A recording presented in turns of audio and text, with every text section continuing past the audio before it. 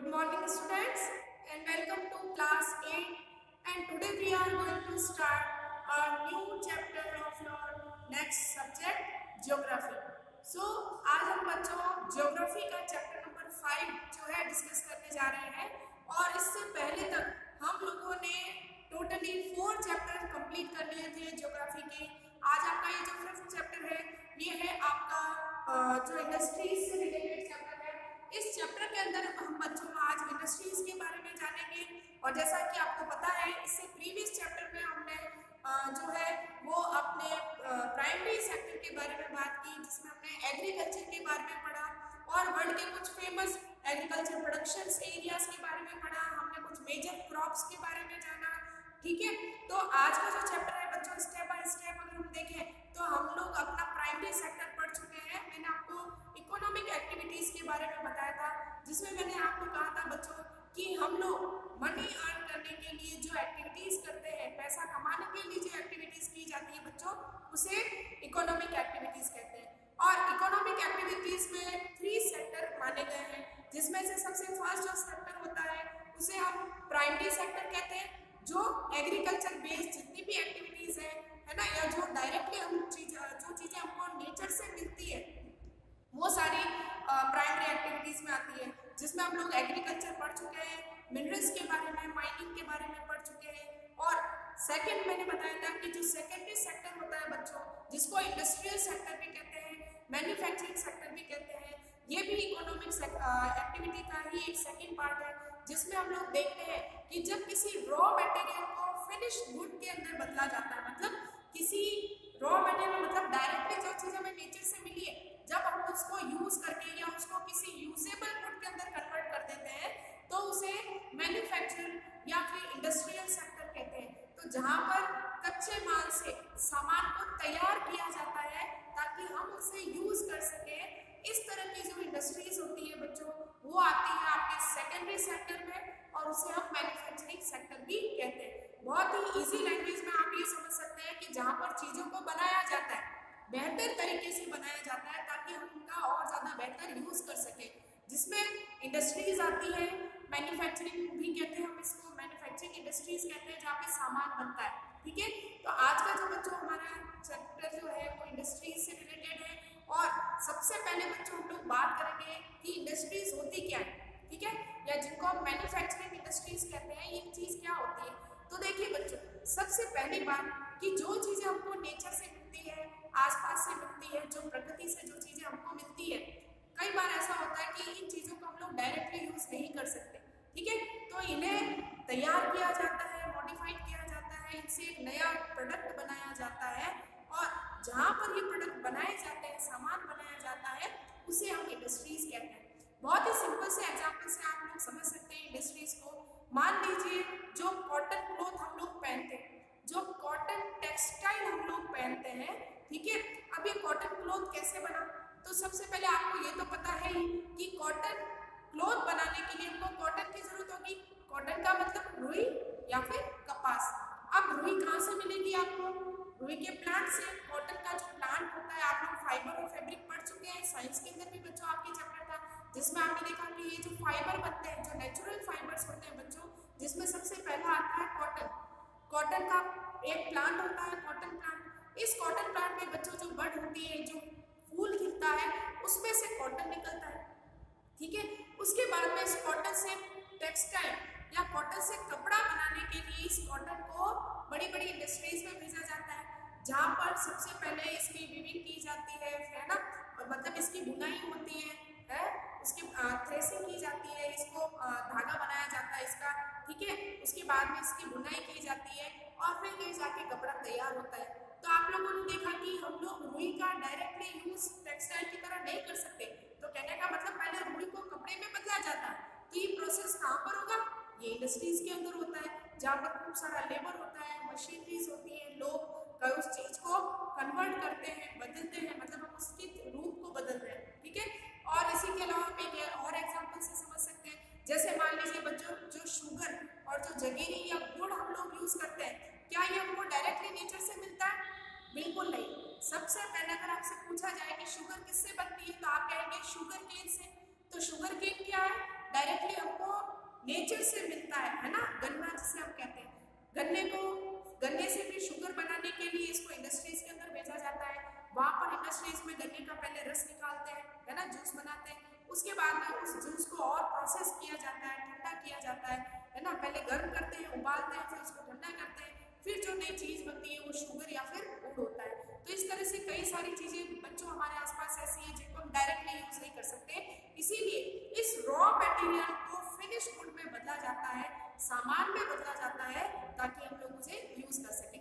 इस पूरे प्रोसेस को सेकेंडरी सेक्टर में लाया जाता है और इसी को हम लोग इंडस्ट्री या फिर मैन्युफैक्चरिंग इंडस्ट्रीज कहते हैं। तो देखते हैं बच्चों इंडस्ट्रीज के बारे में। सबसे पहले इसकी मीनिंग की बात करेंगे। तो देखिए बच्चों, an economic activities that is concerned with the production of goods, extraction of minerals or the provision of the services। आप देखिए इंडस्ट्रीज में बच्चों तीन चीजें आती हैं।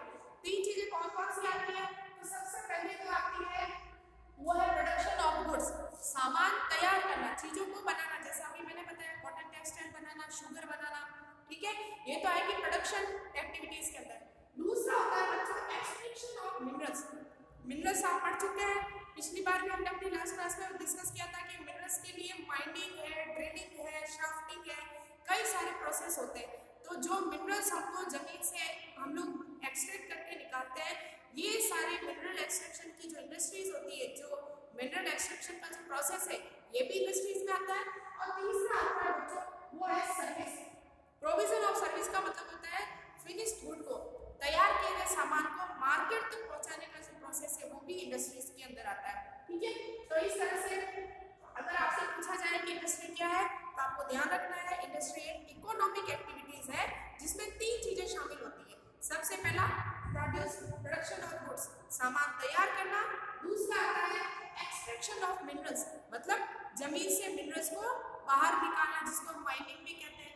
तीसरा आता है प्रोविजन ऑफ सर्विसेज, और अलग अलग तरीके से इस सामान को, बने हुए तैयार सामान को मार्केट तक पहुंचाने का जो काम है वो सर्विस में आता है। ये तीनों चीजें मिलकर क्या कहलाती है? इंडस्ट्रीज कहलाती है। अब जैसा आप एग्जांपल अगर देखें तो देखिए बच्चों, स्टील इंडस्ट्री जो है वो क्या है? प्रोडक्शन ऑफ गुड इंडस्ट्री में आता है। मतलब आप देखते हैं कि हम लोग अपने रूटीन लाइफ के अंदर स्टील की कई सारे बर्तन यूज करते हैं, यूटेंसिल्स यूज करते हैं। ये सारे यूटेंसिल्स किससे बनते हैं? इसके लिए आयरन जैसे मिनरल्स, मैंगनीज का काम लिया जाता है और फिर इससे बर्तन बनाए जाते हैं। तो ये जो स्टील इंडस्ट्री है कैसी इंडस्ट्री है? प्रोडक्शन इंडस्ट्री है, ठीक है। दूसरा दिख रहा है आपको कोल माइनिंग इंडस्ट्रीज। कोयला और कहाँ से मिलता है? जमीन के अंदर से निकालते हैं। तो कोल इंडस्ट्री जो है किसमें आएगी? एक्सट्रैक्शन ऑफ मिनरल इंडस्ट्रीज के अंदर। तो इस तरह से कई तरह की इंडस्ट्रीज होती है बच्चों।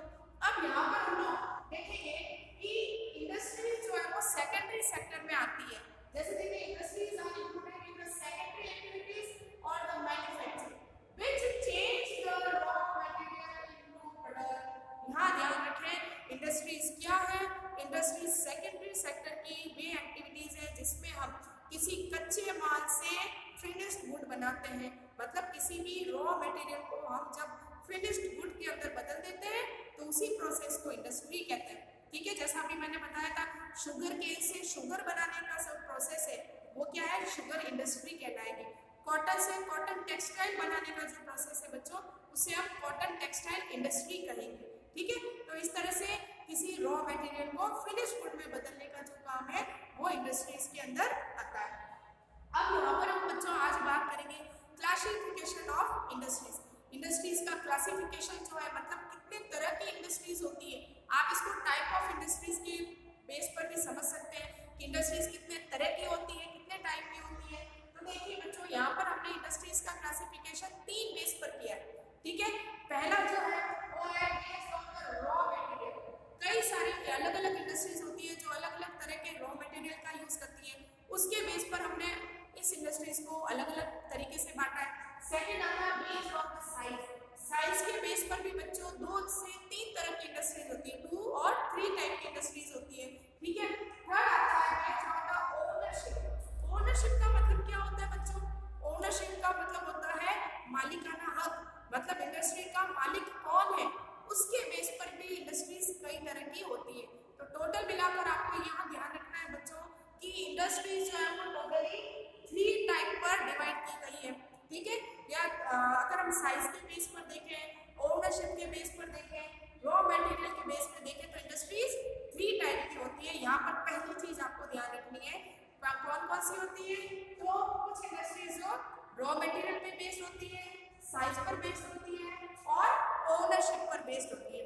अब सबसे पहले हम लोग बात करेंगे industries based on the raw material. Raw material क्या होता है, कच्चा माल, जो चीजें हमको डायरेक्टली नेचर से मिलती है वही हमारे लिए क्या है, रॉ मटेरियल। और उसी चीजों का यूज कर जब हम एक नया गुड, एक नया सामान चीज तैयार करते हैं या कोई नया प्रोडक्शन तैयार करते हैं तो उसे फिनिश्ड गुड कहते हैं। तो यहाँ पर हम रॉ मटेरियल के बेस पर बच्चों देखें तो भी इंडस्ट्रीज 3 तरह की होती है। रॉ मटेरियल बेस पर इंडस्ट्रीज कितने टाइप की है, 3 टाइप की है। सबसे पहली है एग्रो बेस्ड इंडस्ट्रीज। कौन सी, एग्रो बेस्ड इंडस्ट्रीज का मतलब बच्चों जहाँ पर हमको वे इंडस्ट्रीज जिसमें एग्रीकल्चर प्रोडक्शन को काम लिया जाता है, ठीक है। जैसे आप देखें फूड प्रोसेसिंग और कॉटन टेक्सटाइल।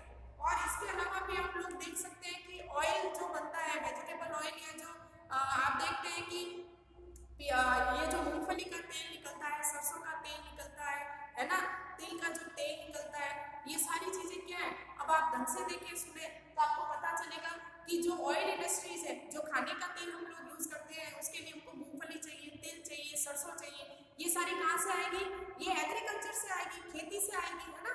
तो वे इंडस्ट्रीज जिनके लिए रॉ मटेरियल के तौर पर एग्रीकल्चर प्रोडक्शन का यूज किया जाता है वो एग्रो बेस्ड इंडस्ट्रीज होती है। जैसे कॉटन इंडस्ट्रीज, कॉटन टेक्सटाइल के लिए क्या चाहिए, रुई चाहिए, कॉटन चाहिए। और कॉटन कहाँ से मिलेगा, हमको प्लांट से मिलता है, एग्रीकल्चर से मिलता है ना।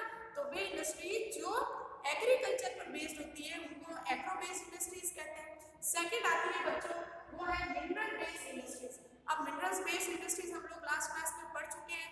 मिनरल्स के वे इंडस्ट्रीज जिसमें हम मिनरल्स को एज अ रॉ मटेरियल की तरह यूज करते हैं, जैसे आयरन और स्टील इंडस्ट्रीज, है ना। या फिर देख सकते हैं कि आयरन और स्टील इंडस्ट्रीज के अंदर अगर आप देखें तो हम लोग देखते हैं कि जैसे मान लीजिए स्टील बनाने के लिए आयरन की जरूरत होती है, मैग्नीज की जरूरत होती है ना। तो वे इंडस्ट्रीज जिसमें हम मिनरल्स को यूज करते हैं, ठीक है। तीसरा आता है फॉरेस्ट बेस्ड इंडस्ट्रीज।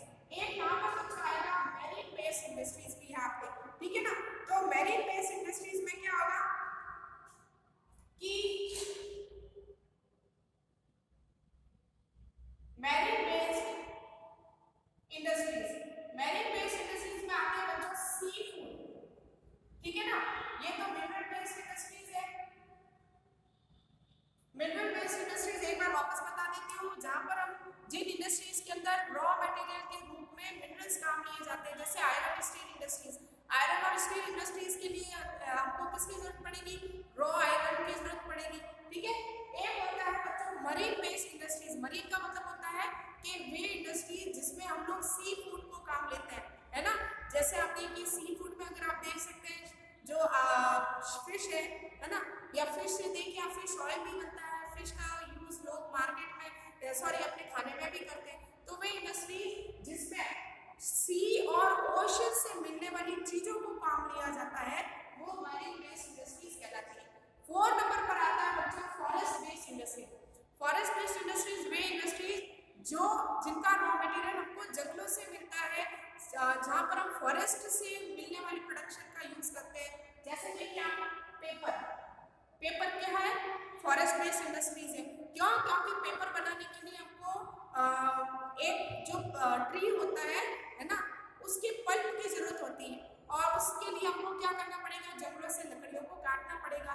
तो वे इंडस्ट्री जो फॉरेस्ट पर बेस्ड होती है वो फॉरेस्ट बेस्ड इंडस्ट्रीज कहलाती है। जैसे देखिए बच्चों हम लोग जो फर्नीचर बनाने के लिए जो लकड़ी यूज करते हैं, ये सारी लकड़ी, ये सारा वुड हमको कहाँ से मिलता है, वो हमको मिलता है फॉरेस्ट से, ठीक है। तो यहाँ ध्यान रखें रॉ मटेरियल के बेस पर इंडस्ट्रीज 4 टाइप की है, agro based industries, mineral based industries, marine based industries और फॉरेस्ट बेस्ड इंडस्ट्रीज। आगे हम लोग देखते हैं बेस्ड ऑन साइज।